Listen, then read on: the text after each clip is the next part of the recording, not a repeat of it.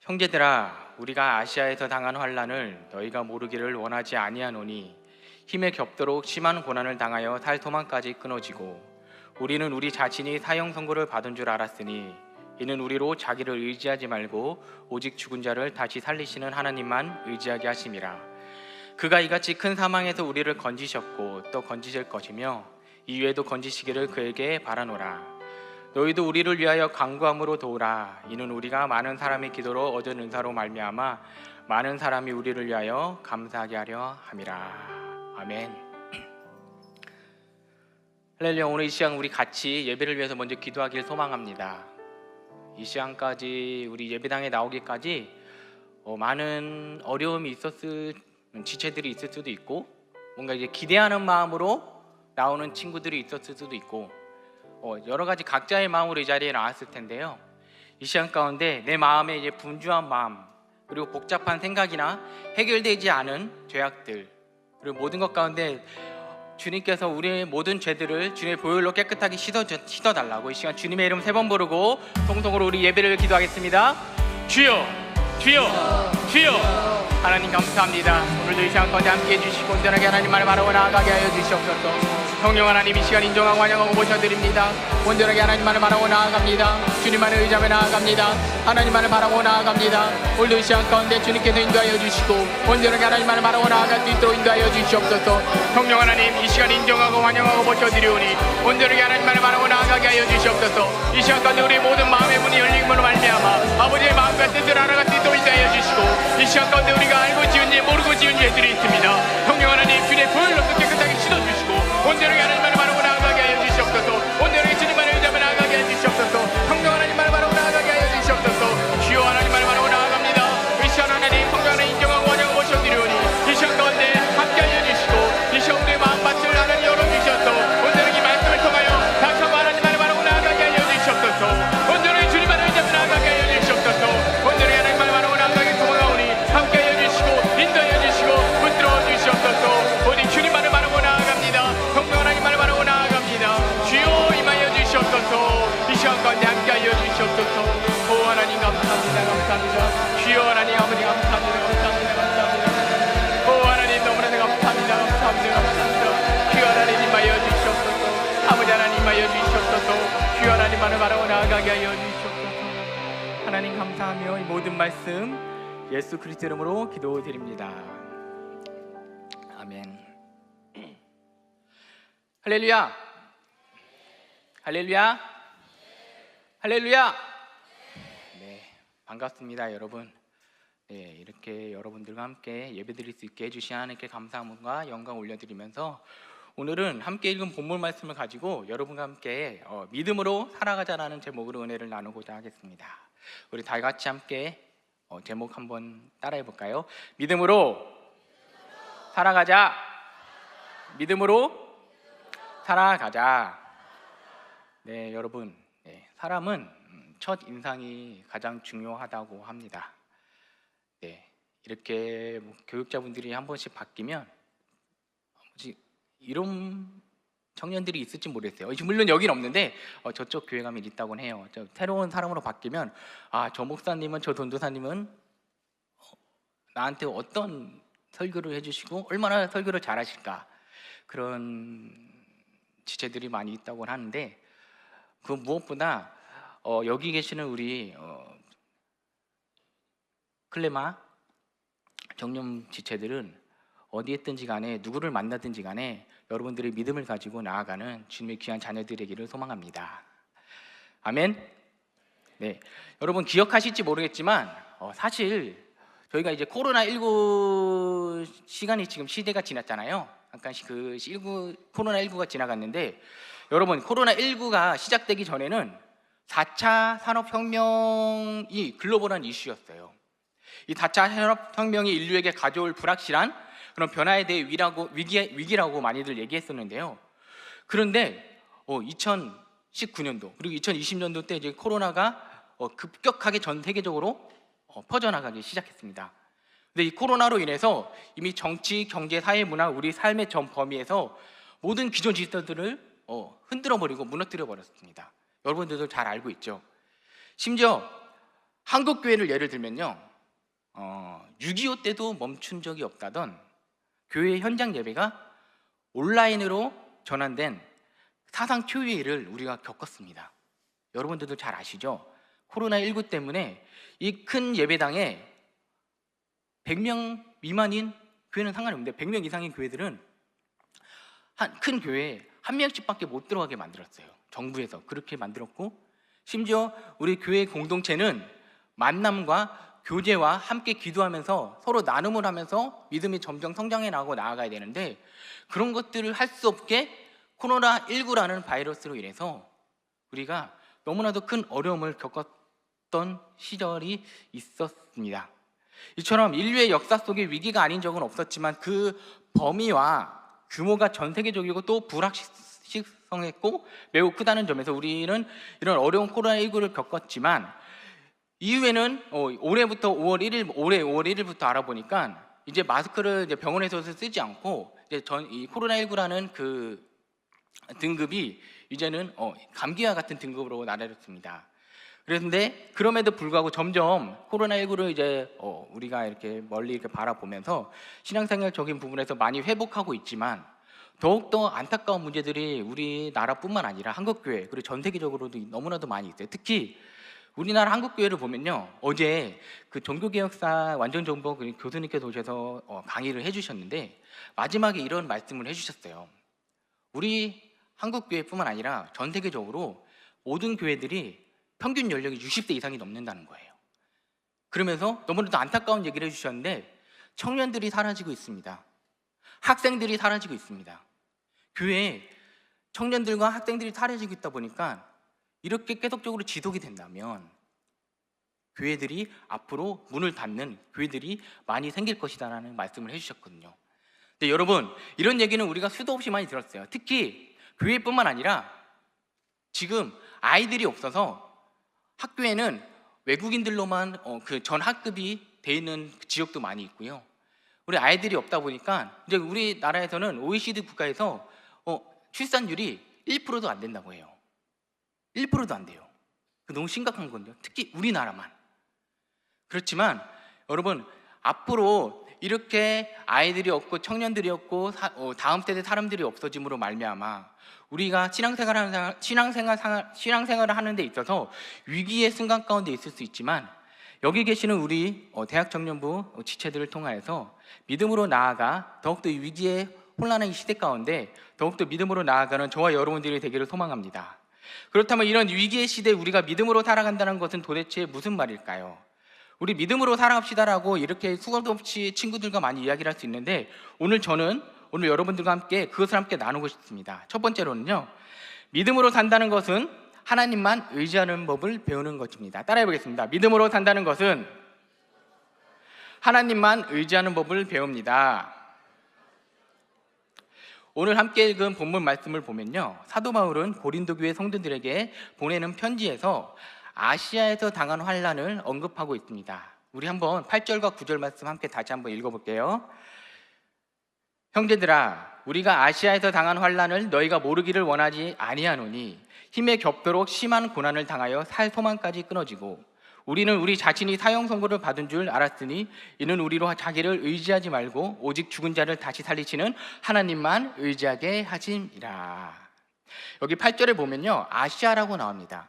여기 8절에 보면 아시아라고 하는 것은 우리가 흔히 알고 있는 한국, 중국, 일본 그런 나라에 대한 아시아가 아니고요, 오늘날의 이 터키 지역, 즉 소아시아를 말하는 것인데요. 그런데 도대체 이곳에서 무슨 일이 있었길래 이 위대한 사도 바울이 이 자신의 살 소망까지 끊어지고 사형 선고를 받은 줄 알았다고 고백을 했을까요?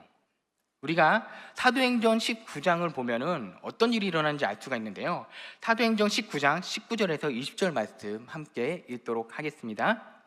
또 마술을 행하던 많은 사람이 그 책을 모아 가지고 와서 모든 사람 앞에서 불사르니 그 책값을 계산한 즉 5만이나 되더라. 이와 같이 주의 말씀에 힘이 있어 흥왕하여 세력을 얻으니라. 여러분, 이 말씀을 보면요, 이 에베소에서 사도 바울이 사역을 할 때 복음의 능력이 아주 강하게 나타났다고 이렇게 말씀하고 있어요. 많은 사람들이 복음을 듣고 주님 앞에 돌아왔다는 것이죠. 심지어는 개개인의 회심을 넘어서 사회가 복음으로 번화되는 역사가 일어났다고 말씀하고 있습니다. 그런데요, 문제는 그 다음에 있습니다.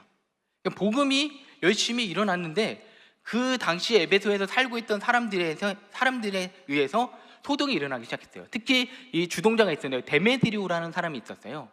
이 데메드리오라는 사람이 사람들에게 충동질을 하기 시작했어요. 어떤 말을 했냐면은, 여러분, 우리 에베소는 아데미 신전으로 유명한 도시이고 신상을 제작하고 이것을 제작함으로 말미암아 사람들에게 판 다음에 이것을 우리가 먹고 살고 있는데, 저기 사도 바울과 그 무리들이 와가지고 예수라는 그 복음을 전함으로 말미암아 우리의 신상을 팔지도 못하게, 믿지도 못하게 하고 있습니다. 우리가 이들을 몰아내고 이들이 잘못됐다는 것을 우리가 다 같이 모여서 결기하고 우리가 다 같이 모여서 선동하라고 막 이렇게 사람들을 이렇게 모으기 시작했어요. 그래서 2시간 동안이나 25,000명 정도 되는 연극장으로 바울과 함께 그 동역자들을 2시간 동안 25,000명 되는 그 연극장으로 끌고 들어갔다고 합니다. 그리고 그 연극장에 들어가서는 성경책에는, 말씀에는 자세한 얘기는 나와 있지 않아요. 그냥 그 데메드리오와 함께 많은 사람들이 바울과 바울의 동역자들을 그 연극장으로 끌고 들어갔다고만 나오거든요. 그런데 성경에는 어떤 말이 나오지는 않지만 우리가 거기서 무슨 일이 일어날 수 있는지는 추측을 해볼 수가 있어요. 어떤 일이 일어났냐면은 2시간 만에 사태가 진정될 때까지 흥분한 군중들한테 두들겨 맞는 사람들이 있었을 것이고, 그리고 욕설을 듣는 사람들도 있었을 것이고, 생명까지 위협받는 상황이 있지 않았을까 하는 그런 생각이 듭니다. 그런데 이런 상황 가운데서도 사도 바울은요, 바로 그러한 위기 속에서 하나님만 전적으로 의지하는 법을 배웠습니다. 간신히 에베소를 빠져나오는 그 최악의 상황 속에서도 믿음으로 반응을 한 것인데요, 본문의 구절을 보면은 이렇게 나와 있습니다. 함께 읽도록 하겠습니다. 우리는 우리 자신이 사형 선고를 받은 줄 알았으니 이는 우리로 자기를 의지하지 말고 오직 죽은 자를 다시 살리시는 하나님만 의지하게 하심이라. 여러분, 믿음으로 산다는 것은 바로 이런 것입니다. 하나님만 의지하는 믿음이라는 것이죠. 사도 바울은요, 자신의 목숨까지도 하나님께 맡겨버리는 이 믿음을 가지고 있었습니다. 내 생명 주님 손에 달려있다고 그렇게 고백하는 분이었다는 것이죠. 그래서 그 결과 어땠냐면은 다음 10절에 이렇게 나와 있습니다. 10절입니다. 함께 읽겠습니다. 그가 이같이 큰 사망에서 우리를 건지셨고 또 건지실 것이며 이후에도 건지시기를 그에게 바라노라. 사도 바울을 사망에서 건지신 하나님이 오늘 저와 여러분의 하나님이심을 믿으십니까? 믿으십니까? 내 능력과 스펙과 재능이나 경험 혹은 물질이나 인맥이나 사회적 위치, 그 어떤 것도 결코 우리를 구원할 수 없다는 것을 기억하시기를 바랍니다. 오직 하나님만 의지하시기를 축복합니다. 하나님께 우리의 일부가 아니라 오직 하나님께 우리의 모든 것을 드리는 여러분들이 되기를 바랍니다.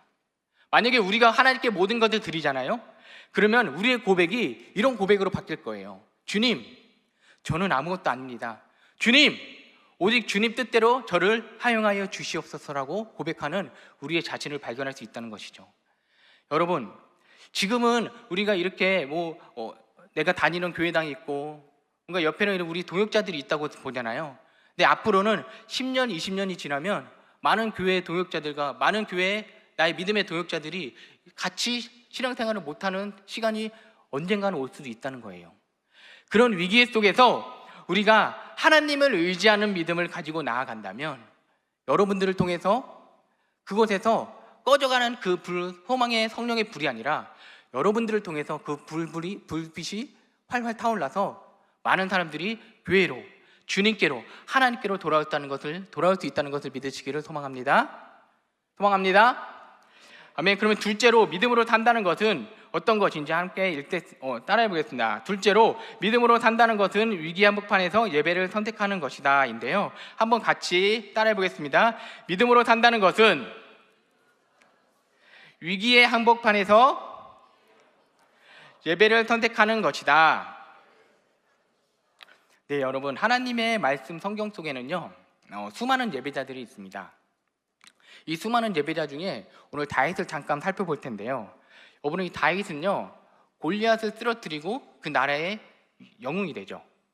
그리고 영웅이 돼서 나중에는 이제 그 사울 왕의 사이로도 되고 이스라엘의 차세대 리더로서 이제 승승장구를 하게 돼요. 그런데 그 백성들이 워낙 사울이 아닌 다윗을 너무 추앙하다 보니까 이 사울이 너무 시기 질투를 해서 이 다윗을 죽여야 되겠다는 그런 마음으로 바뀌게 됩니다. 그래서 사울 왕의 주변 추격을 받으면서 하루아침에 이 다윗은 지명 수배자 신세가 되어버리죠. 이제는 너무나도 목숨이 위태롭다 보니까 다른 나라, 이방 나라로 가서 이방 땅인 가드로 망명을 갔다가 심지어 거기서도 다윗을 알아보는 사람이 있다 보니까 다윗은 미친 척을 하면서 목숨을 부지하게 돼요. 이제는 이방 땅도 안 되다 보니까 어디로 가느냐? 아둘람 동굴로 피신을 하게 됩니다. 그가 굴에 피신했을 때 지은 시편이 있는데 바로 57편이에요. 그 시편에 처음에 보면은 하나님 은혜를 구합니다. 주의 날개 그늘 아래 피합니다라고 울부짖으면서 시작을 하고 있습니다. 여기서 이렇게 울부짖는 것은 자신의 대적들을 너무나도 그렇게 사자와 무시무시한 들짐승로 비유하면서 억울하다는 호소를 하는 것인데요. 그러나 이 시편이 위대한 것이 뭐냐면은 마지막에는 내 마음이 확정되었사오니 내가 노래하고 오직 주님만을 찬송합니다 라고 이렇게 시편을 마무리를 하고 있습니다. 바로 다윗이 고난에 대한 부르짖음이 이 예배의 외침으로 승화되는 장면을 우리가 볼 수가 있는데요. 이처럼 다윗은 승승장구를 했었지만 다윗의 삶을 되돌아보면요, 고난의 연속이었습니다. 그는 위기와 고난의 한복판에서 예배를 선택한 사람이라는 것이에요. 왜냐? 하나님을 사랑했기 때문입니다. 하나님을 사랑하고 예배를 선택한 다윗은 하나님께서 이렇게 이야기를 하고 계세요. 하나님의 마음에 합한 자라고 말씀도 하셨습니다. 오늘 우리가 만나게 되는 주옥 같은 이 시편들을 보면은 바로 예배자 다윗이 위기의 한복판에서 하나님을 예배한 결과물인데요. 하나님은 다윗을 끝까지 지키셨고 마침내 하나님의 때에 높이주셨다는 것을 우리가 성경을 통해서 알 수가 있습니다. 여러분, 우리가 이 다윗처럼 이 위기의 한복판에서 예배를 선택하는 여러분들이 되기를 주님의 이름으로 소망합니다. 예배하기 우리가 시작을 할 때 바로 하나님께서 일을 하신다는 것을 믿으시기를 바랍니다. 무엇보다 하나님이 어떤 분이신지를 예배를 통해서 더 알게 되고요, 예배를 드림으로 말미암아 하나님의 마음이 어떤 마음인지를 우리가 알 수 있게 되고, 또한 내가 세상 가운데 나가다 보니까 하나님과의 그 사랑의 관계가 점점 단절되는 듯한 느낌을 받을지라도 여러분들이 예배의 자리를 지키다 보면요, 다시 그 단절된 사랑의 길들이 회복된다는 것을 우리 대학 청년분 지체들은 그것을 경험할 수 있다는 것이죠. 그래서 하나님께서는 우리들에게 문제 해결도 물론 중요하지만 그것을 통해 저와 여러분과 더 가까워지기를 원하시고 계십니다. 그런데요, 너무나도 안타까운 게 뭐가 있냐면은 예배에 참석한다고 다 예배자가 되는 것은 아니에요. 그리고 예배 사역을 하고 있다고 예배자인 것도 아니고요, 예배에 참석해도 우리가 정신을 딴 데 두고 하나님만 바라보는 것이 아니라 정신을 다른 곳에 갈 수도 있다는 것이죠. 심지어 하나님과 연결됨 없이 교회에서 직분을 감당하는 사람들도 있다고 합니다. 그런데 분명한 것은요, 내가 힘들고 지치고 어려운 상황이 올 때, 그런 위기의 시간이 올 때 내가 하나님, 저 이제 교회 가기 싫어요. 하나님, 오늘은 예배 드리기 싫으니까 오늘은 프리데이 할래요. 그렇게 고백하고 하나님께 나오지 않는 사람들이 너무나도 많다는 것이죠. 그렇지만 여기 나와 있는 우리 클레마 청년 모든 지체들은 그런 힘들고 어려운 이 상황일지라도 예배의 자리를 지키는, 예배 가운데 나오시는 여러분들이 되기를 소망합니다. 예배의 자리를 지킴으로 말미암아 하나님의 마음을 더욱더 알아가고 하나님의 음성을 더욱더 듣고 더욱더 하나님께 나아가는 주님의 자녀로서 말미암아 여러분들의 모든 문제가 해결되고 모든 질병이 치유되고 온전하게 하나님께 나아가는 귀한 다윗처럼 예배자로서 하나님께 높임받으며 나아가는 저와 여러분들이 되기를 주님의 이름으로 축복합니다. 그리고 마지막으로 믿음으로 산다는 것은 믿음의 동역자들과 함께 한다는 것입니다. 함께 따라하겠습니다. 믿음으로 산다는 것은 믿음의 동역자들과 함께하는 것입니다. 우리 다윗이 하나님을 예배하는 것을 선택했을 때 하나님은 동역자들을 보내주셨어요. 사무엘상 22장 1절에서 2절 말씀에 이렇게 나오는데 함께 읽도록 하겠습니다. 그러므로 다윗이 그것을 떠나 아둘람 굴로 도망하매 그의 형제와 아버지의 온 집이 듣고 그리로 내려가서 그에게 이르렀고 환난 당한 모든 자와 빚진 모든 자와 마음이 원통한 자가 다 그에게로 모였고 그는 그들의 우두머리가 되었는데 그와 함께 한 자가 400명 가량이었더라. 여기서 보면 사울 왕의 통치 아래에 있던 많은 정치적으로나 경제적으로나 사회적으로 주류에서 밀린 사람들이나 그리고 소외된 사람들이 이렇게 다윗을 찾아오게 됩니다. 그런데 여러분, 사람들이 많아지면 더욱더 표적이 되기 쉽잖아요. 다윗은 그런 표적이 되는 자기 표적이 되어서 자신의 목숨이 위태로울 수도 있지만 그런 동역자들, 그런 사람들을 받아주게 됩니다.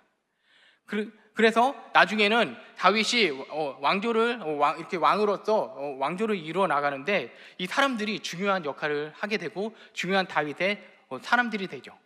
그래서 다윗 혼자서는 할 수 없는 일들을 이곳에 모인 많은 400명 간에 그들과 함께 나가다 보니까 너무나도 좋은 많은 일들을 할 수 있었다는 것이죠. 오늘 본문의 사도 바울도 마찬가지였습니다. 우리 본문 11절을 지금 개역개정이 아니라 쉬운 성경으로 한번 화면을 보면서 같이 읽어보도록 하겠습니다. 11절 함께 읽도록 하겠습니다. 여러분도 기도로서 우리를 도와주십시오. 하나님께서 많은 사람들의 기도를 들으시고 우리에게 은혜를 주셨는데 이 일로 말미암아 많은 사람이 하나님께 감사하게 될 것입니다. 여러분, 이 말씀을 보면은 사도 바울이 지금까지 숱한 고난을 뚫고 그리스도의 복음 사역을 감당할 수 있었던 또 하나의 이유가 이 말씀에서 나옵니다. 물론 사도 바울은 하나님의 그 위대한 능력의 그 선지자였어요. 그리고 사도 바울은 신실한 믿음의 사람이었습니다. 하지만 사도 바울이 신실하고 하나님의 믿음의 사람이어서 하나님께 귀하게 쓰임 받았을까요? 목사님은 그렇게 생각하지 않습니다. 사도 바울의 그 뒤에는 수많은 믿음의 동역자들이 있었다는 거예요. 지금 그는 하나님이 많은 사람들의 기도를 들으시고 은혜를 주셨다고 고백하고 있습니다. 그러면서 고린도 교회 성도들에게도 똑같이 나를 위해서 기도해달라고, 나의 삶을 위해서 기도해달라고 요청을 하고 있어요. 비록 고린도 교회 성도들과는 함께하지는 못하지만 기도로서 믿음의 동역자다라는 그 믿음을 가지고 자신을 위해서 중보해달라고 이렇게 요청을 하고 있습니다. 그래서요, 사도 바울의 그 서신서들 뒷부분을 보면요, 동역자들에게 감사와 안부를 전하는 내용들을 우리가 볼 수 있게 됩니다. 사도 바울은요, 바로 이 믿음의 동역자들과 함께 했기에 복음의 사명을 끝까지 감당할 수 있었다는 것을 여러분들도 믿으시기를 바랍니다. 저는 여러분들이 이런 믿음의 공동체가 되기를 소망합니다. 다윗과 함께한 아둘람 공동체, 그리고 사도들과 함께한 초대교회 공동체처럼 말입니다. 왜냐고요? 믿음의 사람들과 함께할 때 우리는 진정한 믿음을 말할 수 있게 됩니다. 그리고 믿음의 사람들과 함께할 때 믿음의 길을 제대로 걸어갈 수가 있어요. 그리고 믿음의 사람들과 함께할 때 나 혼자서는 절대 할 수 없는 이 위대한 하나님의 일들을 이루게 되기 때문입니다. 지금 목사님도 사역을 시작한 지 이제 10년이 지났고요. 목사님이 교육자가 되기 전에 20대 때 비전을 위해서 많이 기도했어요. 목사님이 32살부터 교육자로서 교육자가 되고 분단교회 처음 왔거든요. 첫 사역지였어요. 근데 지금 되돌아보니까 20대 때 저 혼자 예배를 들었나 기도를 했나 생각해 보니까 하나님께서 동역자들을 붙여주셨어요. 같이 예배 드릴 수 있는 사람들을 붙여주셨어요. 지금 되돌아보면은 지금 삶 가운데 너무나도 각자 바쁘다 보니까 서로 연락을 자주는 못하지만 가끔 만나면 너무나도 기뻐요. 아, 내가 그 친구 때문에, 그 동역자 때문에 같이 예배를 드렸고 같이 새벽 예배, 철야 예배, 같이 찬양팀으로서 찬양을 드리는 그 시간들은 지금도 잊을 수가 없고 앞으로도 잊지를 못할 거예요. 뿐만 아니라 사역지마다 다방면으로 저를 위해서 기도해 주시는 믿음의 동역자들을 많이 만났습니다. 저는 열심히 사역을 하고 있는데 어느샌가 저에 대한 소식을 듣고 목사님 힘내세요. 전도사님 기도하고 있어요. 목사님 많이 힘들죠?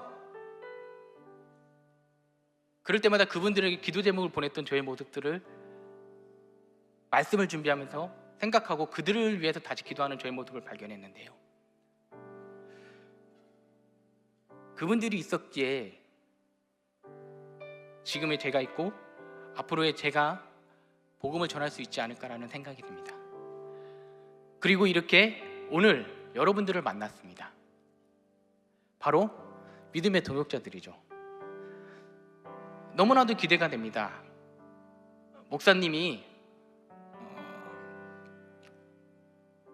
이 분당교회 오기 전에 본교회에서 이제 조금 힘든 부서에 있었어요. 힘들다기보다는 되게 감사한 부서에 있었어요. 진짜 너무나도 감사했어요. 그곳에서 교육자로서는 경험해보지 못할 것들을 많이 경험을 했고, 내가 이 사역을 하기 위해서 하나님이 나를 부르셨다라는 그런 기도 가운데 하나님께서 항상 주시는 말씀이 있으셨어요.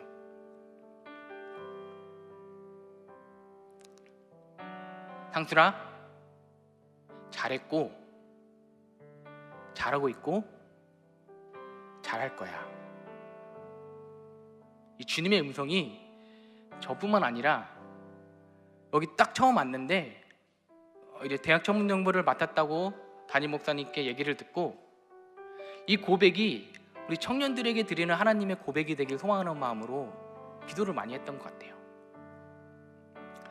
한번 자신의 이름을 부르면서 목사님과 함께 고백해 볼까요? 상수라, 가슴에 손대고, 상수라, 제 이름을 얘기하는 게 아니고 여러분들의 이름을 얘기해야 돼요. 알겠죠? 상수라, 잘했고 잘하고 있고 잘할 거야. 다시 한번, 상수라, 잘했고 잘하고 있고 잘할 거야. 여러분, 지금 고백한 이 고백이요, 바로 주님이 여러분들을 향해서 주시는 말씀입니다. 솔직히 많이 힘들잖아요. 우리 20대 때 이제 30대 초반 되고 이제 30대 중후반 되는 우리 청년들, 앞길이 보여요? 직업을 위해서, 물질을 위해서 누군가한테는 얘기하지 못하는 그런 것들을 주님은 아신다는 거예요. 여러분들이 어디에 있든지 간에 주님의 그런 위로의 메시지를 받고 예배의 자리를 지키고 믿음의 동역자들과 함께 나아가는 공동체들이 되기를 주님에는 소망합니다. 여러분, 믿음의 동역자들을 많이 만나시기를 축복합니다. 그들이 바로 옆에 있는 사람들이에요. 그 안에서 그리스도의 선한 영향력을 주고받으면서 함께 하나님의 나라를 꿈꾸며 나아갔으면 좋겠습니다. 세상이 위기를 이야기할 때 저와 여러분들은 기회를 말할 수 있게 될 줄로 믿습니다. 우리가 그런 공동체가 된다면요, 우리 교회에 또 표어가 있잖아요. 예배에 감격하는 교회. 예배에 감격하는 교회, 그것을 이루어가는 분들은 바로 여러분들이 되실 줄로 믿습니다. 믿으십니까? 믿으십니까? 저는 오늘 여러분과 함께 믿음으로 살아가자는 제목으로 말씀을 나누었습니다. 믿음으로 살아간다는 것은 무엇이냐면은, 첫 번째로 믿음으로 산다는 것은 하나님만 의지하는 법을 배우는 것이라고 말씀드렸습니다. 그리고 두 번째로 믿음으로 산다는 것은 위기의 한복판에서 예배를 선택하는 것이라고 말씀드렸습니다. 그리고 마지막으로 믿음으로 산다는 것은 믿음의 동역자들과 함께 하는 것이라고 말씀드렸습니다. 여러분, 믿음을 말하며 믿음을 행하며 믿음으로 위기를 정복하고 승리하는 여러분들이 되기를 주님의 이름으로 축복합니다. 오늘 이 시간 같이 찬양하기를 소망하는데요, 말씀 준비를 하면서 설교 찬양을, 주님 어떤 설교 찬양을 준비를 해야 될까 기도를 하고 있는데, 우리 또 찬양팀 연정자매님이 콘티를 딱 올려주셨어요. 근데 콘티를 딱 보는 순간 이 곡이다. 하나님께서 저에게 이 찬양을 주셨는데요, 함께 이 찬양을 고백하면서 오늘도 기도함으로 나아가기를 소망하겠습니다.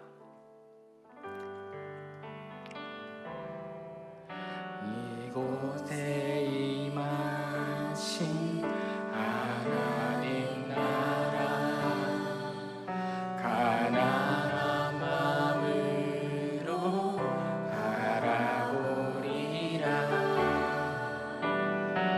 먼저 그 나라 구하며 나의 삶들이 주님이 맡기신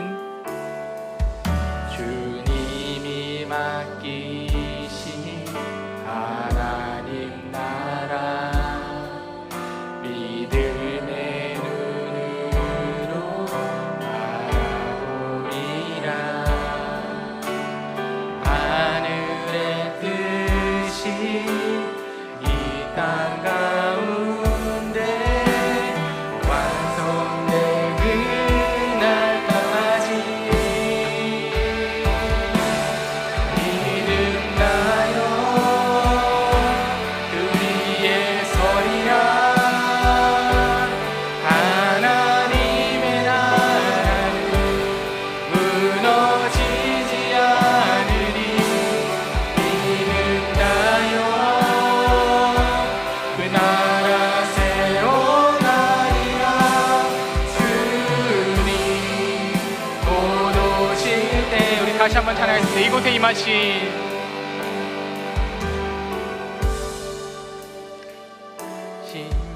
이곳에 임하신 하나님 나라 가난한 마음으로 바라보리라. 먼저 그 나라 구하며 나의 삶들이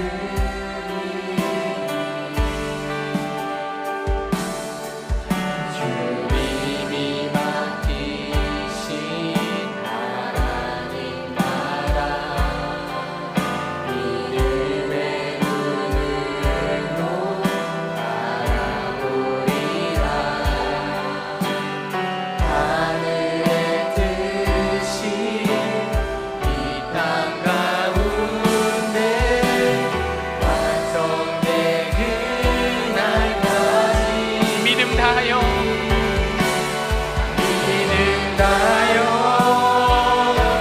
그 위에 서리라. 하나님의 나라는 무너지지 않으니 믿음나요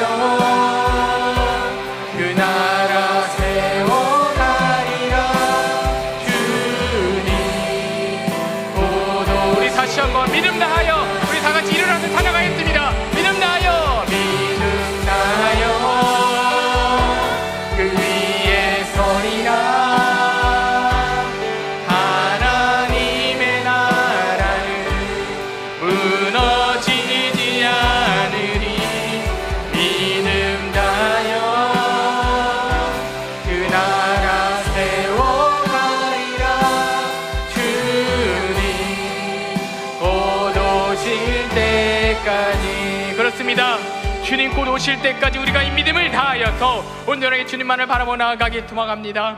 온전하게 하나님만을 의지하는 믿음을 배우고 나아가게 하여 주시고 더욱더 하나님 예배 자리를 지키게 하여 주시고 믿음의 도역자들로 말미암아 주님 곧 오시는 그날 때까지 하나님의 나라를 이루어가며 하나님 주실 그 비전을 이루어 나가며 온전한 믿음의 도역자들과 함께 나아갈 수 있게 달라고 우리 이 시간 가운데 같이 주님께서 주신 그 은혜의 말씀을 가지고 주님의 이름 세번 부르고 통통으로 기도하겠습니다. 주여